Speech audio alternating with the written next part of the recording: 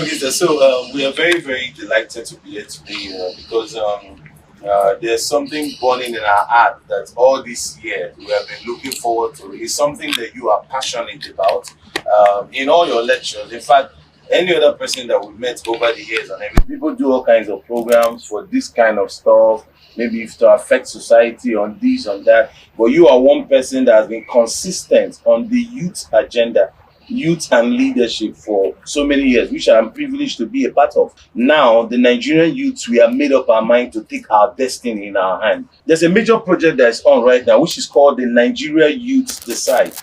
This project is a project that has been on our heart for some time to carry out, but we thought about it. We said there's no better time to carry out this project if not now. Why are we doing it? We are doing it because over the years we have found out something, that there's a very big gap and vacuum between the leaders and the led. In fact, what we have been experiencing is what they call it, slave master and servant relationship, whereby the people are not carried along. And because of that, it annihilates the strength and the potentials to contribute into meaningful governance. In fact, the truth is this, is that there's no way Nigeria should be where it is right now. The other day, we were going through a couple of records.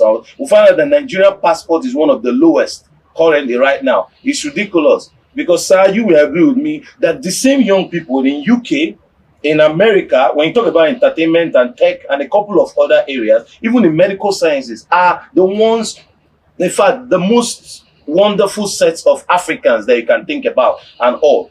Right now, we are so glad that one of our own is now part of the UK government and all. It looks as if when our people leave Nigeria, as if there's one spiritual force that is holding, which is not. We are the ones holding ourselves, but we have decided to liberate ourselves. I went for a program in Namibia to speak in a conference in Namibia. That's about 4 months ago. And while I was there, I spoke about Africa, the way forward. After the speaking and all the rest of it, they were excited. People were happy and the rest of it. And people were asking me questions and the rest. Somebody now got up and the person said, Dr. Utchay, please, sir, I want to tell you something. I was like, okay, what? I thought probably he wanted to like bring some accolades and stuff, but I was very disappointed. He made a statement. He said, if Nigeria sneezes, Africa catches cold. He said, if Nigeria coughs, it's like earthquake.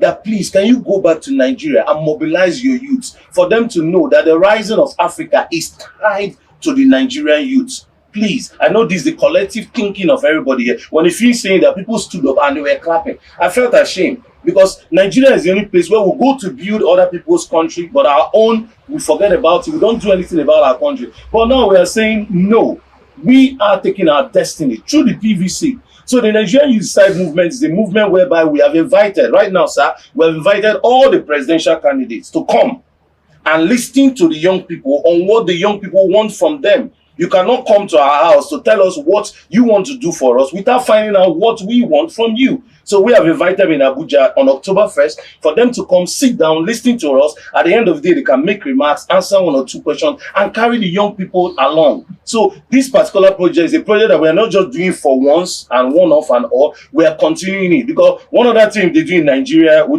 is that after every election cycle, everybody goes back to their room. No, we don't hold leaders accountable. So we have made up our mind to hold our leaders accountable. I've listened to you with great excitement and enjoyment. The passion that you have all exhibited. It's music in my ears because I've had the privilege of living in a Nigeria that as a young man, Nigeria of the early 60s, when I was privileged to be a member of Nigeria's permanent delegation to the United Nations in New York. I was in New York from 1963 to 1966 as a member of the delegation. Then Nigeria's leadership and role in Africa was unquestionable. When in 1964, the UN faced a major crisis, existential crisis, because of a major crisis between the Soviet Union group and the United States and Western Europe. the three ambassadors who rescued the UN were the Nigerian ambassador, the Indian ambassador, and the Japanese ambassador. That goes to show you the standing of Nigeria in those days. And in those days, Nigeria's green passport was respected and admired. International airports. The country gave us great hope.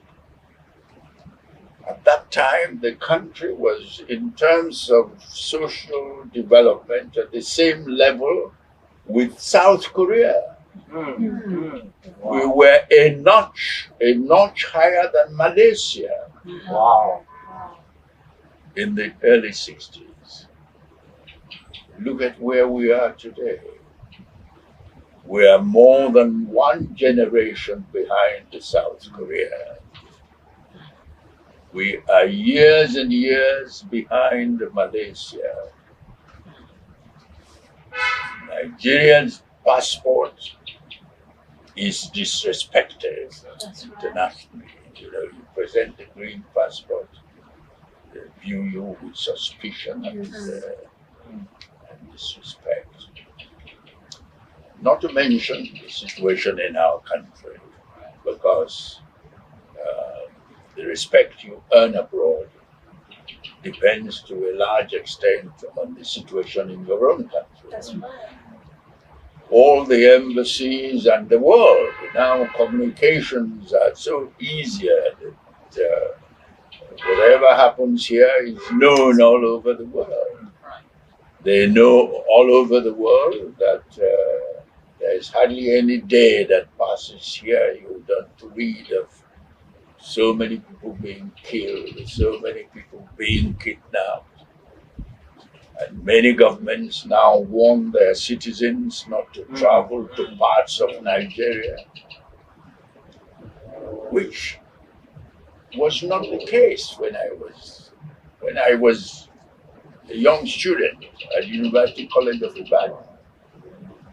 3 of us traveled by car from Ibadan to Niger Republic. The road was safe. In 1962, my wife and I traveled by car. We left Ibadan at 7:30 at night in the evening, going to Obosi. I come from Obosi in Anambra State. We left Ibadan at 7:30. We got to Akure guest house at about just before midnight. And we left Akure at 8 o'clock and then got to Asaba. At that time there was no bridge. Shanaham was the name of the ferry that ferried the cars and trucks and so on. And we had no problem. But we dare not do that today. We dare not, I would not recommend to anybody to travel by road at night. In fact, I would not recommend to anybody to go by road. Things have changed. We've been hearing, as you said, we've been hearing that the future of the country is in the hands of the youth and so on. It's become a hackneyed phrase. Everybody repeats that. But it is true. It is true. If you look at the leaderships of many countries now, the leaderships have been, the age of the leaders been going down and down. Bill Clinton was the president of the United States in his 40s. Bush Jr., Barack Obama were presidents of the United States in their 40s. In the United Kingdom, Tony Blair, David Cameron, and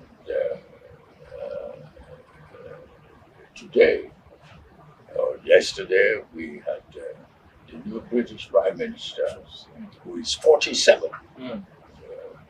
Liz Truss is 47. And in your own country, William Ruto has just been elected president. And Ruto, I think, is 55. Yes, sir. The ages have been dropping in recognition of the enthusiasm and abilities of the young.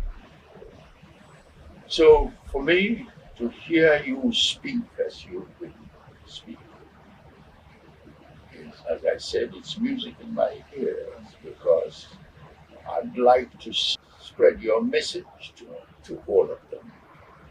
Because I believe that the factors that have been responsible for the decline in Nigeria, starting with first the decline in the ethical values, societal values. When I was young, throughout my university education, secondary school, university, we never heard of examination malpractice. Never. We never heard of forged certificates.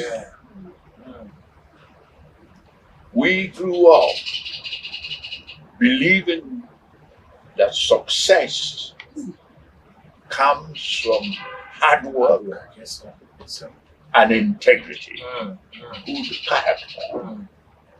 You know, it was one American evangelist who said that when wealth is lost, nothing is lost.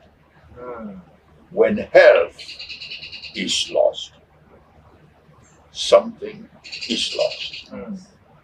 But when character is lost, everything is lost. Wow.